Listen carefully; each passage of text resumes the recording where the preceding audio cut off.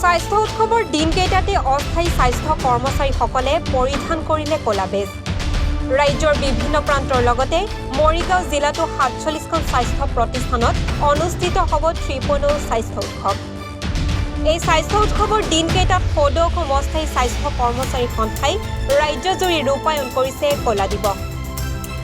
ৰাজ্যজুৰি সমান্তৰালকৈ মৰিগাঁও জিলা অসামৰিক চিকিৎসালয়ত থকা অস্থায়ী কৰ্মচাৰীসকলে আজি দ্বিতীয় দিনতো ক'লা বেজ পৰিধান কৰা দেখিবলৈ পোৱা যায়।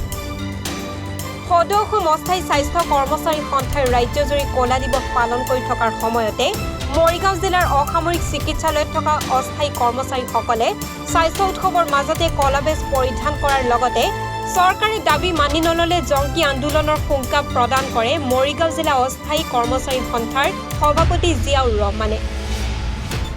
আমি ক'লা বেজ পৰিধান কৰাৰ উদ্দেশ্য এটাই আছে যে 2 জুলাই তাৰিখে স্বাস্থ্য বিভাগৰ তৰফৰ পৰা অসমৰ প্ৰতিখন জিলাত অস্থায়ী স্বাস্থ্য কৰ্মচাৰীসকলৰ কাৰণে অসম চৰকাৰে এটা অৰ্ডাৰ পঠাইছিলে, ফিক্স পে' দিয়াৰ সিদ্ধান্ত কৰিছিলে।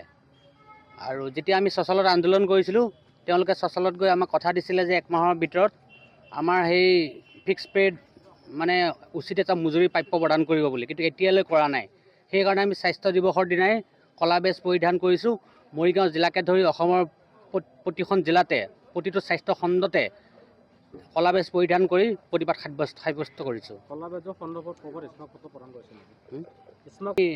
জিলা সঞ্চালক মহোদয়ক স্মাৰকপত্ৰ প্ৰদান কৰিছোঁ আৰু আমাৰ মৰিগাঁও অসামৰিক চিকিৎসালয়ৰ অধীক্ষক মহোদয়ক স্মাৰকপত্ৰ প্ৰদান কৰিছোঁ। কিমান দিনলৈ অব্যাহত থাকিব এই ক'লা বেজ? এইটো 11 ডিচেম্বৰলৈ থাকিব। যদি আপোনালোকৰ দাবী সফল নহয় তেতিয়া কি কৰিব? আমি দাবী যদি আমাৰ মানি নলয় চৰকাৰে, আমি তেতিয়া চচলত জংগী আন্দোলন কৰিবলৈ অহা শীতকালীন অধিৱেশনৰ আগত যদি অসম চৰকাৰে যদি আমাৰ সিদ্ধান্তসমূহ মানি নলয়, আমাৰ দাবীসমূহ মানি নলয়, আমি চচলত গৈ জংগী আন্দোলন কৰিবলৈ বাধ্য হ'ম।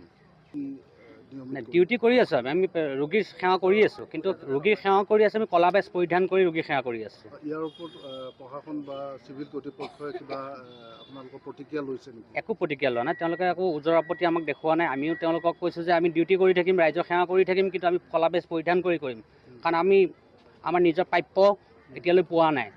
10-15 বছৰ 20 বছৰ ধৰি আমাৰ কাৰ্য কৰি অসমৰ প্ৰতিজন অস্থায়ী কৰ্মচাৰীয়ে ৰোগীৰ সেৱা কৰি আহিছে, কিন্তু আমি যিটো মজুৰি, যিটো চৰকাৰৰ পৰা উচিত প্ৰাপ্য পাব লাগে এতিয়ালৈ চৰকাৰে প্ৰদান কৰা নাই। আজি দিম কালি দিম কৰি তেওঁলোকে এতিয়া 2 জুলাইৰ পৰা ধৰি এতিয়ালৈ 6 মাহে হৈছে প্ৰায়, এতিয়ালৈ আমাক উচিত মজুৰি প্ৰাপ্য প্ৰদান কৰা নাই।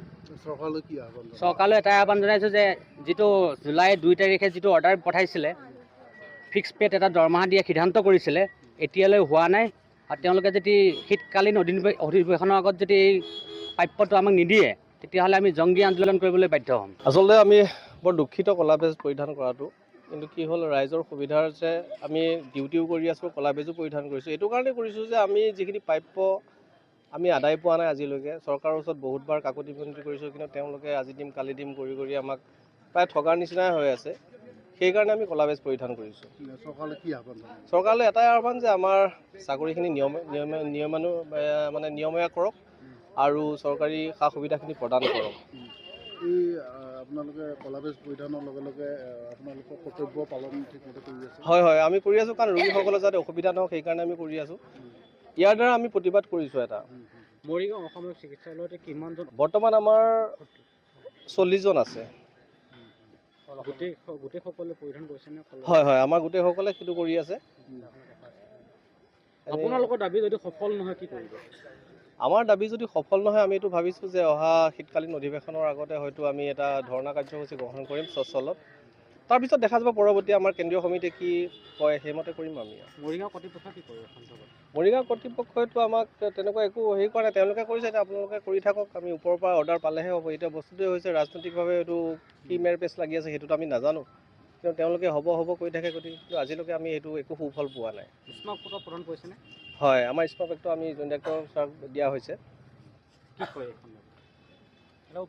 তেওঁলোকে কৈছে বাৰু দেখা যাওক কি হয়, ওপৰৰ পৰা আহে সেইটো মতে হ'ব আৰু। মৰিগাঁৱৰ পৰা পিংকু দাসৰ প্ৰতিবেদন, এনি ভাৰত 24। নমস্কাৰ, মোৰ নাম নিৰুপম শইকীয়া। এনি ভাৰত 24 এটা নতুন অনুষ্ঠান লৈ আহি আছে, জুবিনৰ গানে কি আনে। তাৰ অডিশ্যনসমূহ অসমৰ প্ৰত্যেকটো ডিষ্ট্ৰিক্টত হ'ব আৰু এটা ৰিয়েলিটি শ্ব' হয়। আপোনালোকে দিয়া ফোন নম্বৰ যোগাযোগ কৰিব পাৰে আৰু আপোনালোকৰ ওচৰলৈ এনেও গৈ আছে তেওঁলোক আৰু আশাবাদী যে আপোনালোকে এই অনুষ্ঠানটোত ভাগ ল'ব আৰু আশা থাকিল যে আমি খুব সুন্দৰ সুন্দৰ গায়ক দেখিবলৈ পাম। ধন্যবাদ।